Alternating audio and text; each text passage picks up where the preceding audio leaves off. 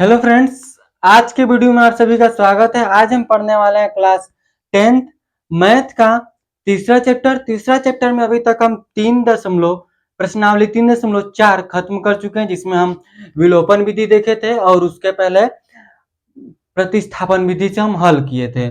आज हमको पढ़ना है 3.5 और 3.5 के लिए उदाहरण भी पढ़ चुके हैं, जिसको हम वज्रगुणन खंड विधि से सारे उदाहरण किए थे। तो आज वही करना है हमको कि इसी मेथड से पढ़ना है वज्रगुणन खंड विधि से, जिसमें हम 3.5 का फर्स्ट क्वेश्चन कर चुके थे। फर्स्ट का सारा उसमें एक बच गया था, जिसको हम होमवर्क में दिए थे। तो चलिए शुरू करते हैं इसका दूसरे क्वेश्चन से। यह प्रश्नावली क्या है आपका? प्रश्नावली 3.5। क्वेश्चन क्या है? दूसरे का पहला ए और दूसरे का पहला क्वेश्चन यहां से क्या बोला है कि ए और बी के किन मानों के लिए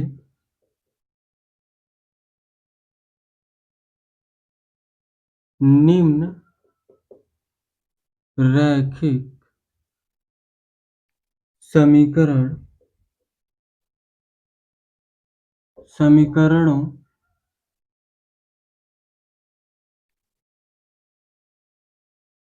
के युग्म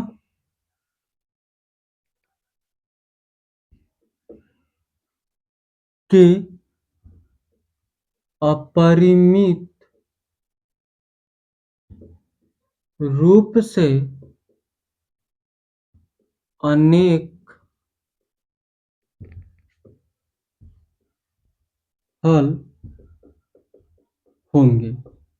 हमको क्या बताना है कि ए और बी के किन मानों के लिए निम्न रैखिक समीकरणों के युग्म के अपरिमित रूप से अनेक हल होंगे। पहले तो देख लेते हैं समीकरण पहले दिया क्या है। 2x plus 3y equal to 7, इसको समीकरण 1 ले लिए। और यहां से देखिए a माइनस बी और फिर उसके बाद x plus a plus b y equal to 3a plus b minus 2। इस तरह से हम यहाँ पे ले लिए। देखिए समीकरण 1 से इसको आप समीकरण 2 ले लेंगे। समीकरण 1 से हम यहाँ से हल कर लेते हैं a1 और a2, a1 b1 और c1 देख लेते हैं, और समीकरण 2 से भी a2 b2 और c2 देख लेंगे। यहाँ देखिए a1 इक्वल टू 2 और b1 इक्वल टू 3 और c1 देखेंगे तो माइनस का 7, क्योंकि इसको इधर लाएंगे तो माइनस हो जाएगा। उसी तरह समीकरण इससे देखेंगे तो यहाँ पर a माइनस बी आ जाएगा। फिर b2 देखेंगे तो a प्लस बी और c2 देखेंगे तो आपको इधर लाएंगे तो minus 3a minus b plus 2 आ जाएगा। इस तरह से आएगा। अब देखिए क्या बोला है कि अपरिमित रूप से हमको निकालना है। अपरिमित होने के लिए क्या कंडीशन होना चाहिए? a1 by a2 equal to b1 by b2 equal to c1 by c2, यही कंडीशन होना चाहिए कि सारा क्या है, बराबर है। तो यहां से हम कर लेते हैं हल। a1 क्या है आपका 2 है, a2 क्या है a माइनस बी है, और यहां से b1 क्या है 3 है, b2 क्या है a प्लस बी है, c1 यहाँ से देखिए क्या है माइनस 7 है, यहाँ से देखिए minus 3a minus b plus 2। यहाँ से हम माइनस बाहर लेंगे तो ये प्लस होगा और ये माइनस हो जाएगा, तो a माइनस से माइनस कैंसिल हो जाएगा। अब देखिए हम क्या करेंगे, a और b का मान निकालना है, तो एक बार इसके बराबर करते हैं फिर इसको इसके बराबर कर लेते हैं। ठीक है, तो हल कर लेंगे। यहाँ से देखिए 2a minus b equal to 3a plus b, इसको इधर कीजिए और इसको इधर कर लीजिए, क्या हो जाएगा 2a प्लस 2b, इधर आएगा 3a माइनस 3b। यह क्या होगा, इधर लाते हैं, इसको हम इधर लाएंगे और इसको इधर ही रहने दो, इसको इधर लाते हैं तो क्या हो जाएगा 3a वही माइनस 2a इक्वल टू हो जाएगा यहाँ से 2b माइनस से इधर आएगा प्लस इक्वल टू 0। अब देखिए यहाँ से ए क्या है, इधर आया तो ये माइनस हुआ,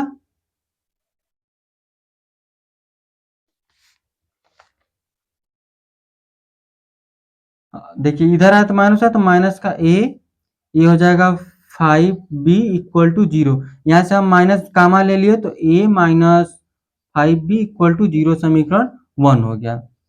समीकरण 1 यहाँ से हो गया। अब देख लीजिए समीकरण 2 यहाँ से निकाल लेते हैं। यहाँ से देखिए ये आपका समीकरण 1 2 था ना, इसको ले लेते हैं समीकरण 3, और यहाँ समीकरण इसको इसके बराबर कर लेते हैं तो 3a minus b equal to 7, 3a plus b minus 2। यहाँ से हम इसके बराबर कर लेते हैं। ठीक है, देखिए यहाँ से इसका मल्टीप्लाई इधर करते हैं, इसका मल्टीप्लाई इधर कर लेते हैं, तो इसका मल्टीप्लाई इधर करते हैं तो इधर भी लिख लो, कोई दिक्कत नहीं है, सब बराबर 7a minus 7b equal to, इसको इधर लाइए हो जाएगा 9a प्लस 3b और 6, इसको इधर लाइए तो 9a माइनस 7a, देखिए 3b माइनस 6 माइनस 7a और माइनस 7b, यहाँ पर आपका माइनस इक्वल टू 0। इसको इधर करते हैं तो क्या हो जाएगा 2a, क्योंकि 9a है और 7a है, ठीक है, तो घटेगा तो ये माइनस है प्लस है तो घट जाएगा। ठीक है, तो क्या बचेगा 2a। अब देखिए 3b है यहाँ से, तो यहाँ पर क्या हो जाएगा आपका,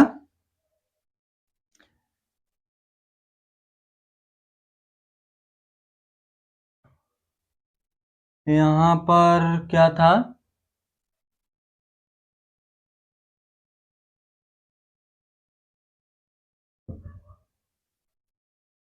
ठीक है देखते हैं, देखिए 3b है, यहाँ से आपका क्या है 7b है, और यहाँ से बच जाएगा,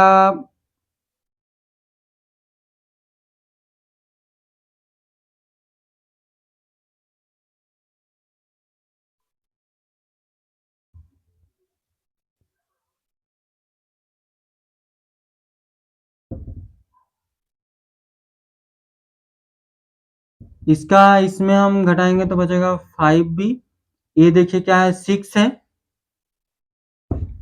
यहाँ से 6 है तो माइनस 6 इक्वल टू 0, इसको ले लेते हैं समीकरण 4। यहाँ से हम देखिए समीकरण 3 हो गया और ये समीकरण 4 हो गया। तो यहाँ पर हम क्या करेंगे, समीकरण 3 और समीकरण 4 को हम क्या कर लेते हैं यहाँ से विलोपन विधि से। तो देखिए यहाँ पर एक बार देख लीजिए 7 भी है, यहाँ पर क्या है प्लस है माइनस है, तो यहाँ पर क्या बचेगा 4। यहाँ से अगर 2 का मान ले लेते हैं a माइनस 2b, यहाँ से 3 बच जाएगा और इक्वल टू 0, तो ये इधर चला जाएगा, तो इसको हम यहाँ पर इसको ना लेकर हम इसको ले लेते हैं समीकरण 2, क्योंकि इधर जाएगा तो 0 हो जाएगा। ठीक है, हम इसको हल कर, इसको इरेज कर लेते हैं। यहाँ से क्या करते हैं,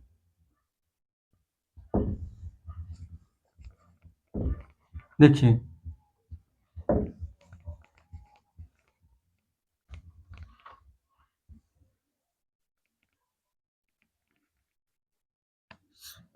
a minus 5b equal to 0 समीकरण 3 है, और यहाँ से a माइनस 2b माइनस का है 3,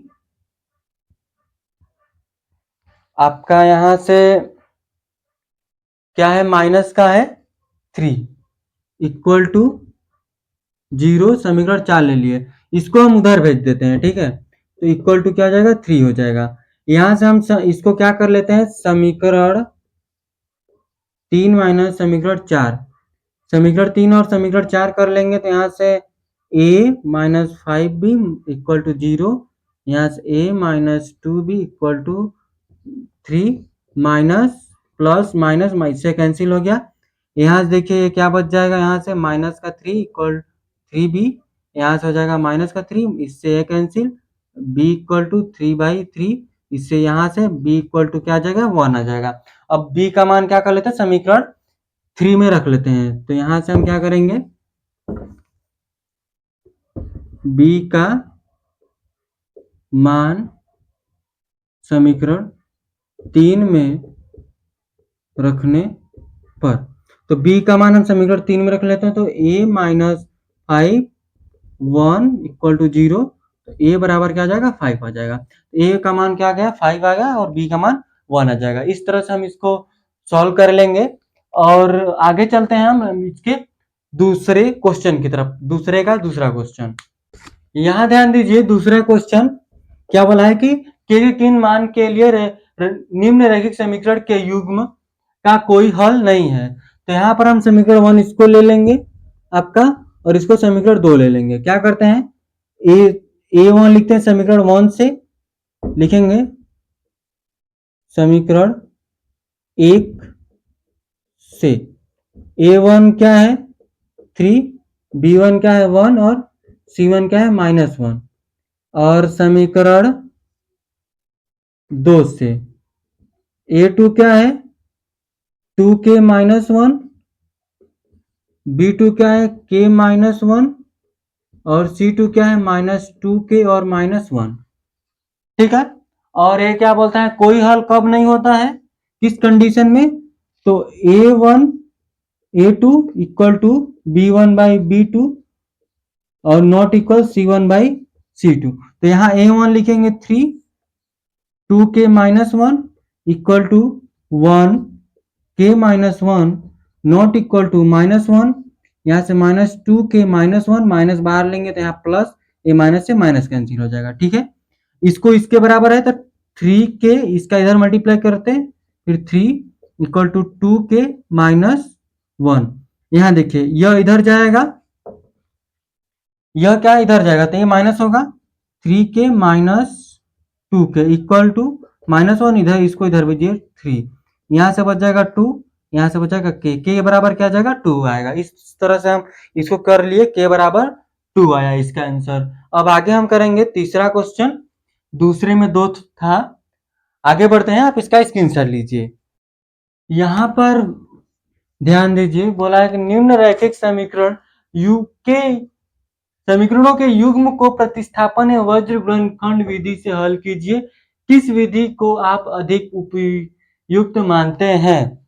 तो यहाँ समीकरण 1 आपका दिया है, ये समीकरण 2 दिया है।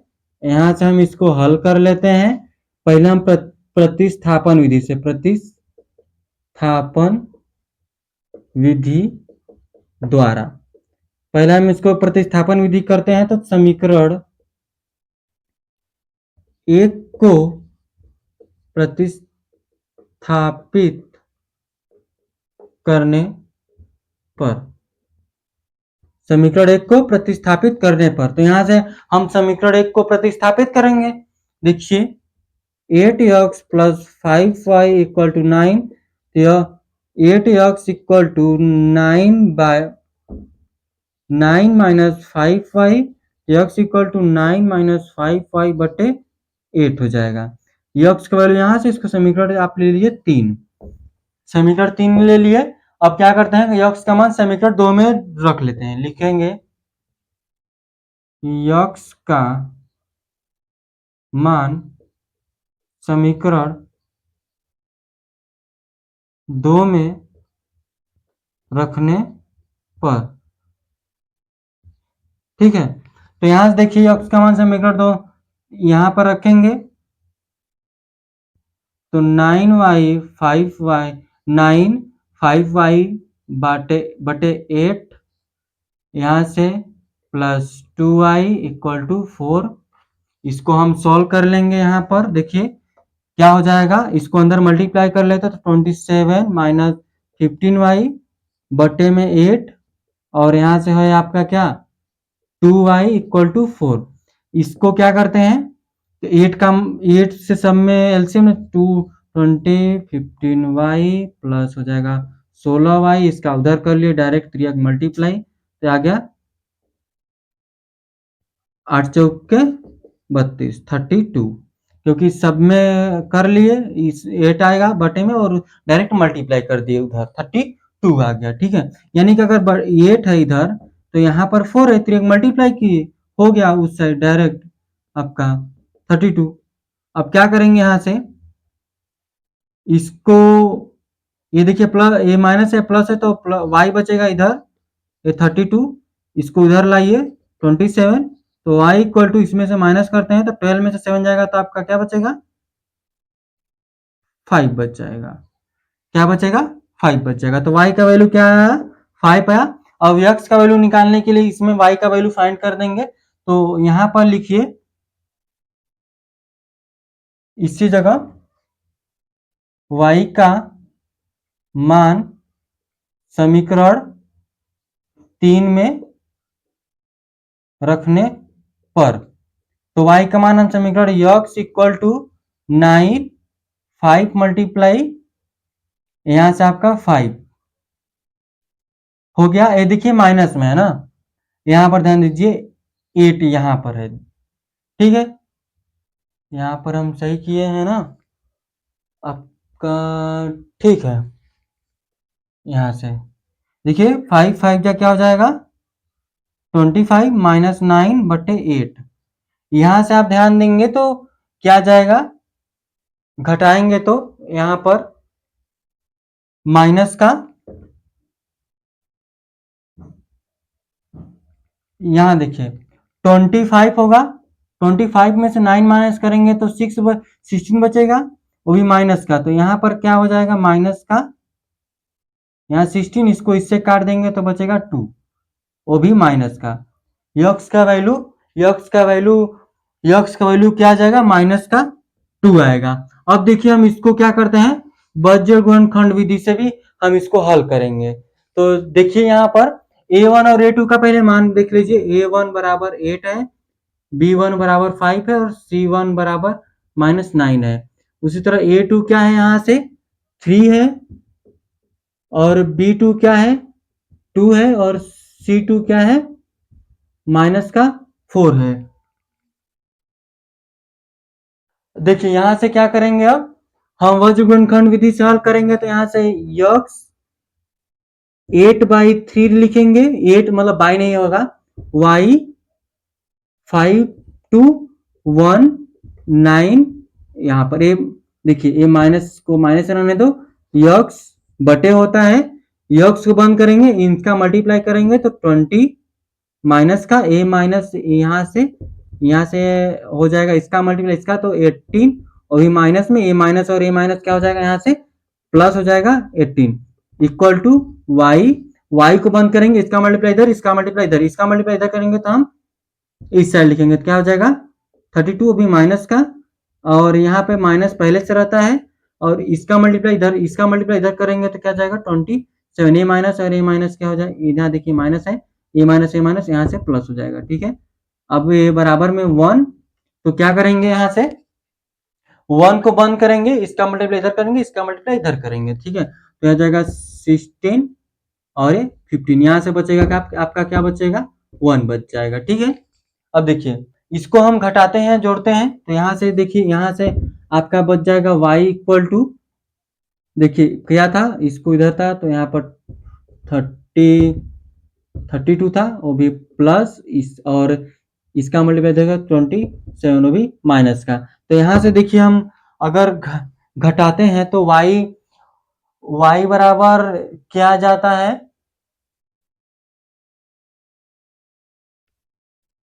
तो y बराबर यहाँ से देखिए प्लस का बचेगा 5 और यहाँ बचेगा माइनस का 2, तो यक्स -2 इक्वल टू 1/1, तो यक्स बराबर -2। उसी तरह से y बराबर 5 बराबर 1/1, तो y बराबर क्या आ जाएगा 5 आ जाएगा। इस तरह से यहाँ पर दोनों मेथड से एक ही आंसर निकल कर आ गया। आगे चलेंगे हम चौथे क्वेश्चन की तरफ, आप इसका स्क्रीनशॉट लीजिए फिर हम चलिए आगे देख लेते हैं। इसका चौथा क्वेश्चन, चौथा में बोला है कि यहाँ पर चौथे का पहला हम लिखे हैं, इसके पहले क्या बोला है वो देख लीजिए। निम्न समीकरणों में रैखिक समीकरण के युग्म बनाइए और उनके हल यदि उनकी अस्तित्व हो किसी बीजगणितीय विधि से ज्ञात कीजिए। किसी बीजगणितीय विधि से ज्ञात कीजिए। हम यहाँ पर किसी भी बोल दिया तो हम इसको वज्र गुणनखंड विधि से करें या फिर विलोपन विधि से या फिर प्रतिस्थापन विधि से, किसी से भी हम कर सकते हैं या फिर हम यहाँ पर विलोपन विधि से ही हम कर लेंगे। देखिए क्या बोला है कि एक छात्रावास के मासिक व्यय का एक भाग नियत है तथा शेष इस पर निर्भर करता है कि छात्र ने कितने दिन भोजन लिया। जब एक विद्यार्थी ए को जो 20 दिन भोजन करता है उसे 1000 रुपये छात्रावास के व्यय के लिए अदा करने पड़ते हैं, जबकि एक विद्यार्थी बी को जो 26 दिन भोजन करता है छात्रावास के लिए 1080 रुपये अदा करने पड़ते हैं। यदि नियत व्यय और प्रतिदिन के भोजन का मूल्य ज्ञात कीजिए। तो यहाँ पर हम मानेंगे कि नियत व्यय क्या है, x है, और प्रतिदिन भोजन का मूल्य क्या है, लिखेंगे माना नियत व्यय x है तथा प्रति दिन के भोजन का व्यय y है। ठीक है, समझ में आया? देख लीजिए पहले क्या बोला है, विद्यार्थी ए के लिए लिखेंगे विद्यार्थी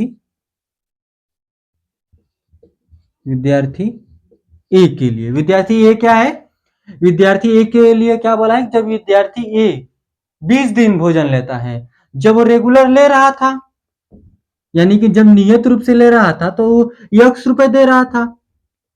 जब उसने 20 दिन लिए तो उसने y रुपए अदा किए और टोटल दोनों का मिलाकर क्या हो गया, 1000। क्या हो गया, 1000। क्या हुआ, यहां से 1000 हो गया। ठीक है, इसको ले लिए समीकरण 1, यहां से हम ले लिए समीकरण 1। अब देखिए इसको दूसरा लिखेंगे विद्यार्थी बी,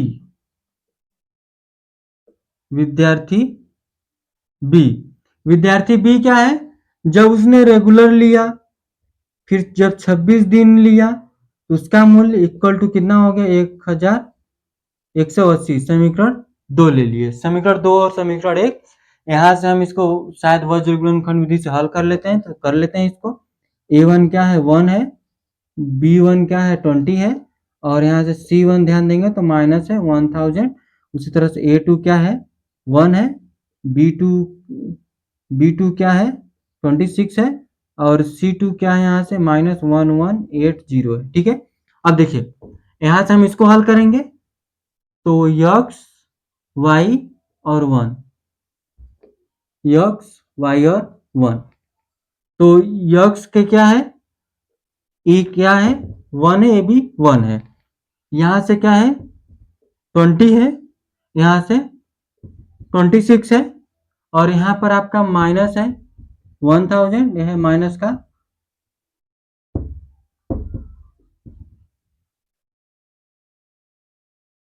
इस तरह से 1180 रुपया। ठीक है, अब देखिए यक्स के लिए क्या करेंगे, इसको बंद करेंगे, इसका मल्टीप्लाई इधर करेंगे तो माइनस क्या हो जाएगा,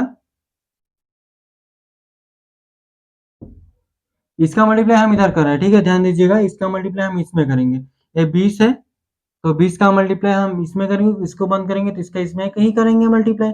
देख लीजिए तो क्या हो जाएगा, 2 8 जा 16, 2 2 जा 2 1 जा 2 1 3, फिर 2, यहाँ से 0 0 हो गया, और ये माइनस, और इसका मल्टीप्लाई इधर में करेंगे तो ये क्या हो जाएगा 26 0 0, ये माइनस है, ये माइनस इसको क्या कर देगा प्लस 26 0 0 0, इस तरह से हो गया।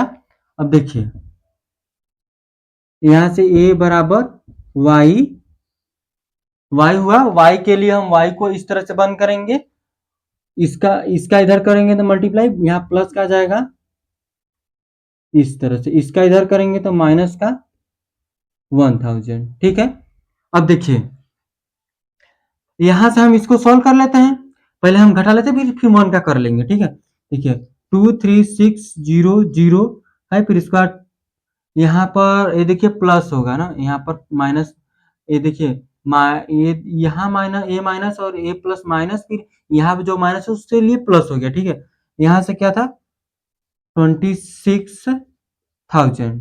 इस तरह से ये माइनस में है, 0 0 यहाँ से 4 हो गया, यहाँ से इसको, यहाँ से क्या आ गया इन सबको, तो यहाँ पर 5 में से क्या आ जाएगा 24, तो यहाँ से क्या आ जाएगा आपका 2400, यहाँ पर क्या आ जाएगा 2400 आ जाएगा। ठीक है, तो यहाँ से आप ध्यान देंगे, ठीक है सही, 2400। फिर यहाँ पर थोड़ा इसको छोटा कर लेते हैं। फिर अब देखिए, ये 1000 में से 1180 रखेंगे, यहाँ पर देखिए इस तरह से, यहाँ पर इसका, यहाँ पर ये है, ठीक है, तो यहाँ पर बचेगा क्या, हम देखिए इसका मल्टीप्लाई इसमें y के लिए क्या किए, y के लिए इसको बंद किए, हम इसका मल्टीप्लाई इधर किए, फिर हम और इसका मल्टीप्लाई इधर किए, तो इसका मल्टीप्लाई जब इसका मल्टीप्लाई इधर किए तो यहाँ पर एक ही जीरो आएगा ना, और इसका मल्टीप्लाई इधर कर लिए तो यहाँ पर क्या जाएगा 180 बच जाएगा। क्या बचेगा, यहाँ देखिए y बराबर 180 हो जाएगा। अब देखिए यहाँ से इक्वल टू 1 करेंगे, 1 के लिए क्या हो जाएगा, इसको 1 करेंगे, इसका मल्टीप्लाई इधर, इसका मल्टीप्लाई इधर, तो यहाँ आ जाएगा 26/20, यहाँ से माइनस करेंगे तो क्या बचेगा 6 बच जाएगा। अब देखिए यहाँ से क्या कर लेंगे, यक्स को बराबर इसके कर लेते हैं और y के बराबर इसको कर लेते हैं, तो यहाँ देखिए यक्स 0 इक्वल टू 1/6, तो ये इधर जाएगा तो 6x इक्वल टू 2400, यहाँ से तो x इक्वल टू क्या जाएगा 2400, तो यहाँ से देखिए x इक्वल टू यहाँ से 6 है, तो 2400 यहाँ से आ जाएगा 6, तो यहाँ पर आ जाएगा 400, क्या आ गया यहाँ से 400, x का वैल्यू क्या आया है 400। ठीक है, अब देखिए यहाँ से हम y का वैल्यू फाइंड कर लेंगे, y का वैल्यू फाइंड करने के लिए क्या करेंगे, इसको इसके बराबर कर लेते हैं। ठीक है, आप यहाँ पर ध्यान दिए हैं, इसको इरेज करते हैं, फिर इसको यहाँ पर रख लेते हैं। ठीक है, यहाँ ध्यान दीजिए, तो y बाई 180 इक्वल टू 1/6, तो 6y इक्वल टू 1000 है 100। ठीक है, y इक्वल टू 180/6, तो y इक्वल टू 30 आया, y का वैल्यू 30 और x का वैल्यू 400 आ गया। यहाँ से हम इस तरह से हम इसको सॉल्व करेंगे, आप इसका स्क्रीनशॉट लीजिए, हम चौथे का दूसरा फिर करते हैं। इधर देख लीजिए यहाँ पर क्या है, आगे बोल क्या दिया है चौथे का दूसरा, कि एक भिन्न 1/3 हो जाती है जब उसके अंश में एक घटाया जाता है, और वह 1/4 हो जाती है जब हर में 8 जोड़ दिया जाता है, वह भिन्न ज्ञात कीजिए। तो लिखते हैं, माना अंश x है और हर क्या है y है।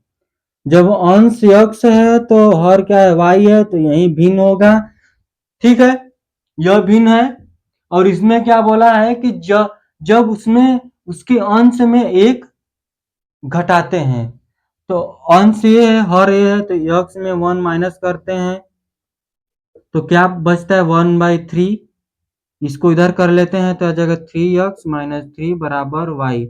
ठीक है, इसको हम इधर लाएंगे, 3x minus 3y minus 3 equal to 0, समीकरण 1, इसको ले लीजिए समीकरण 1। अब आगे देखिए क्या बोला है कि और 1/4 हो जाती है जब हर में 8 जोड़ देते हैं। ठीक है, अगला देख लीजिए, x हर में 8 जोड़ दिए तो क्या होगी 1/4 होगी, इसका मल्टीप्लाई इधर कर लीजिए, 4x equal to y minus y, देखिए 4x minus y minus 8 equal to 0, इसको ले लीजिए समीकरण 2। समीकरण 1 और समीकरण यहाँ से हम 2 प्राप्त कर लिए, इसको ना हम इसी साइड लिख लेते हैं, यहाँ पर x y plus 8 equal to 1/4 और 4x equal to Y plus 8, तो 4x minus y minus 8 equal to 0, समीकरण 2। यहाँ देखिए, इसमें से अगर a1 देखते हैं तो 3 है, b1 क्या है -3 है, और c1 भी क्या है माइनस का 3 है। यहाँ पर न लिखकर हम यहाँ पर देख ले समीकरण 1 से। A1 क्या है 3 है, B1 क्या है -3 है और C1 क्या है -3 है। ठीक है, सब 3 3 है। और समीकरण 2 से, समीकरण 2 से क्या है A2 क्या है 4 है, B2 क्या है -1 है और C2 क्या है -8 है। इस तरह से है यहाँ पर। ठीक है, ये आपको अच्छी तरह से समझ में आ रहा होगा। यहाँ देखिए, यहाँ 3 नहीं होगा, यहाँ सिर्फ y है ना माइनस का।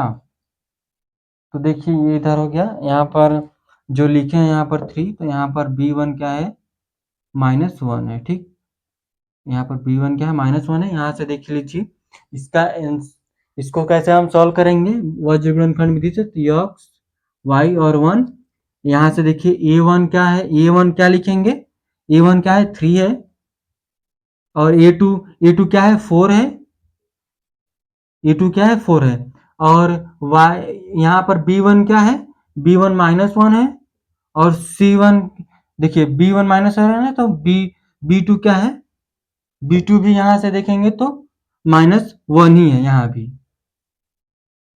तो ये भी -1 हो गया। उसी तरह से यहाँ देखिए C1 भी -3 है, ये भी -8 है। इसको देखिए x का वैल्यू फाइंड करने के लिए x को बंद किए, इसका मल्टीप्लाई इधर के लिए तो प्लस का 8 हो गया, इसका मल्टीप्लाई इधर किए तो माइनस का 3 हो गया, क्योंकि ये माइनस माइनस हो गया प्लस और ये पहले से जो माइनस रहता है वो उसके वजह से हो गया। देखिए यहाँ पर ध्यान दीजिए, यहाँ माइनस रहता है ना, तो -1 मल्टीप्लाई इस तरह से, तो एक माइनस माइनस प्लस और प्लस माइनस माइनस हो गया, यहाँ से 3 हो गया इक्वल टू y। इसको बंद किए, इसका मल्टीप्लाई इधर, इसका मल्टीप्लाई इधर, यानी इसका मल्टीप्लाई इधर करके इधर लिखेंगे प्लस का 24, इसका मल्टीप्लाई इधर कर रहे हैं माइनस का 12। ठीक है, 12 लिखिए इक्वल टू 1। यहाँ से इसको बंद किए, इसका मल्टीप्लाई इधर, इसका मल्टीप्लाई इधर किए, यहाँ पर -3, यहाँ पर +4, यहाँ से 1/1 आएगा, यहाँ से हम y/12 लिखे इक्वल टू यहाँ से x/5 आया। x का वैल्यू फाइंड करने के इसको इसके बराबर कर लेते हैं, तो x/5 equal to 1/1 equal to x बराबर 5 आ गया और y बराबर 12 इक्वल टू 1/1, तो यहाँ से क्या आ जाएगा y बराबर 12 आ जाएगा। तो x बराबर क्या आया 5 आया और y बराबर 12 आया, तो वो भिन्न क्या होगा 5/12 हो जाएगा। भिन्न क्या होगा 5/12 हो जाएगा यहाँ पर। तो इस तरह से हम इसको सॉल्व कर लेंगे। ठीक है, तो आगे देख लीजिए, हम तीसरा क्वेश्चन की तरफ चलते हैं, चौथे का तीसरा। आप इसका स्क्रीनशॉट लीजिए, फिर हम आगे हम नजर डाल लेते हैं। चौथे का तीसरा बोला है, तो अंश और यश ने एक टेस्ट में 40 अंक अर्जित किए जब उसे प्रत्येक सही उत्तर पर 3 अंक मिले तथा अशुद्ध पर एक अंक की कटौती की गई। यदि उसे सही उत्तर पर 4 अंक मिलते तथा अशुद्ध उत्तर पर 2 अंक कटते तो यश 50 अंक अर्जित करता। तो टेस्ट में कुल कितने कितने प्रश्न थे, यही पूछा है आपसे। हल कर लेते हैं, लिखेंगे माना सही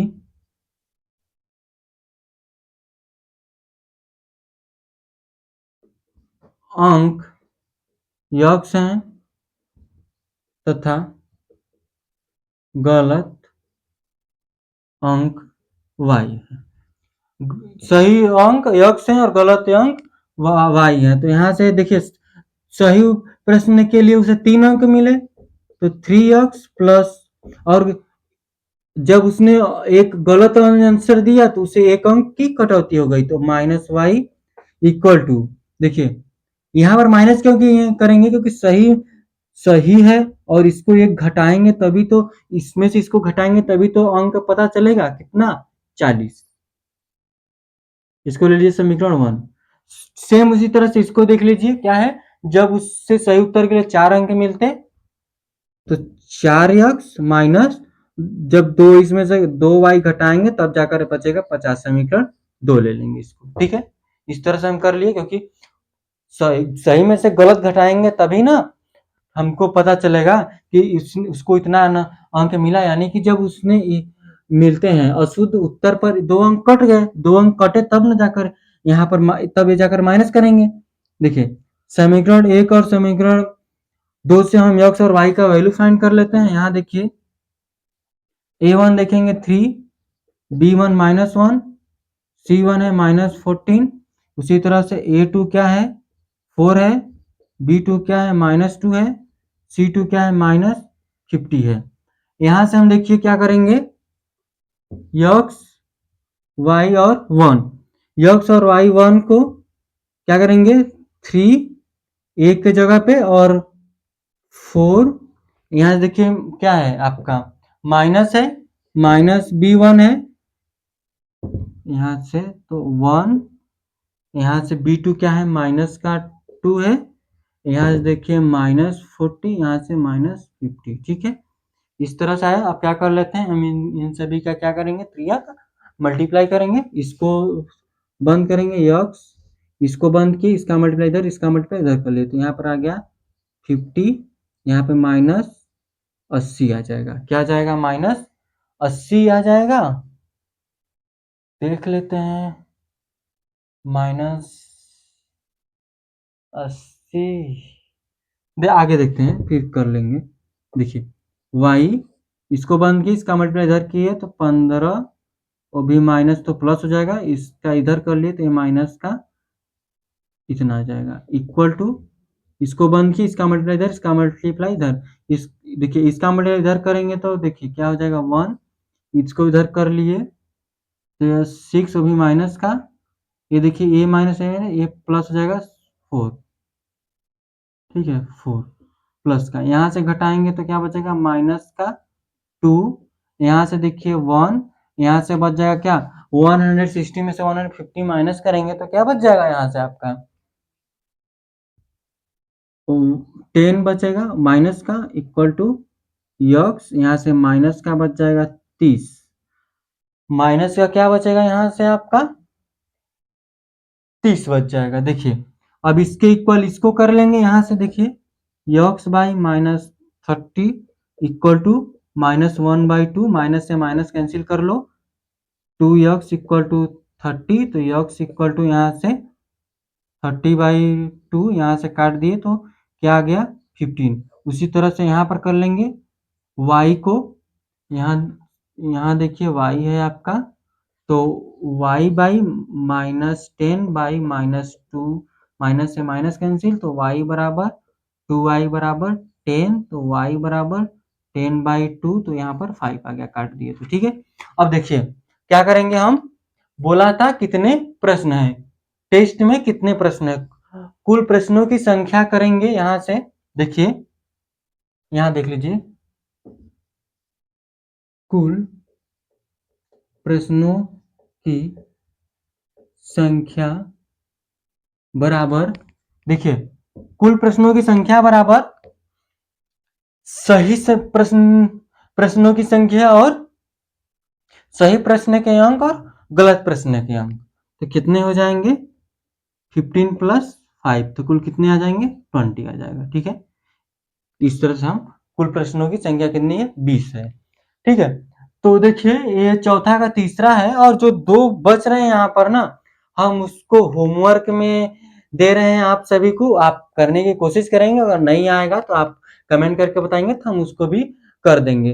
तो आज के लिए हम इतना ही रखेंगे। अगर आज के वीडियो के किसी भी क्वेश्चन में आपको प्रॉब्लम आती है तो आप कमेंट करके बता सकते हैं, या फिर डिस्क्रिप्शन में व्हाट्सएप ग्रुप का लिंक है, वहां आप ज्वाइन हुई, वहां पर आप मैसेज कर सकते हैं। तो आज के लिए इतना ही था, धन्यवाद।